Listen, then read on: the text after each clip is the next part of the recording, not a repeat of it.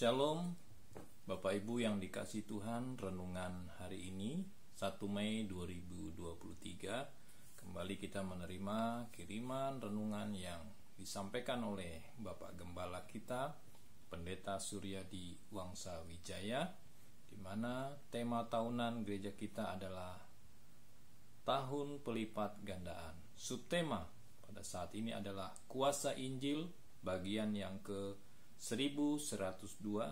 Ayat firman Tuhan diambil dari Kisah Para Rasul pasal 1 ayat 8. Saudara, puji Tuhan, memasuki tahun 2023, Tuhan berkata kepada setiap jemaat dan setiap gereja lokal bahwa masih ada pengharapan. Selain ada pengharapan, Tuhan juga memberikan kunci-kunci agar setiap gereja lokal dan segala usaha, pekerjaan, bisnis terjadi pelipat gandaan.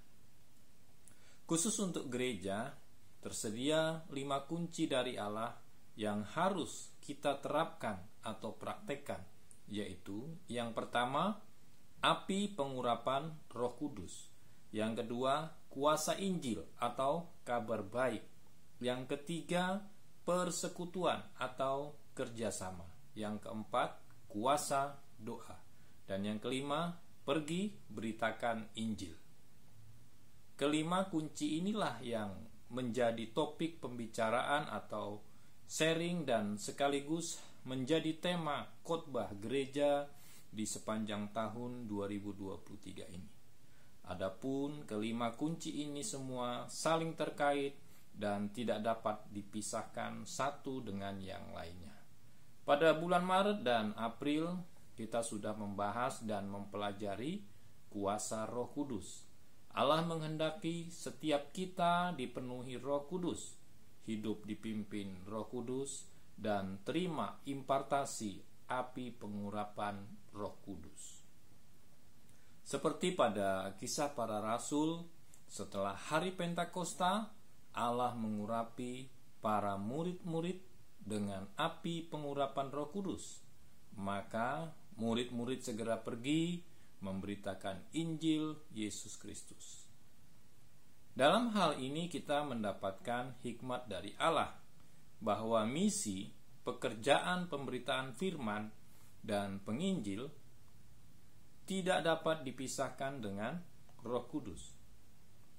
Sama halnya jika saudara-saudara tergerak dan ingin bersaksi dan menangkan keluarga saudara, maka saudara harus berdoa, minta dipenuhi Roh Kudus, maka setiap kata kalimat saudara akan diurapi, sehingga orang-orang yang saudara layani, hati mereka terbuka dan terima Injil.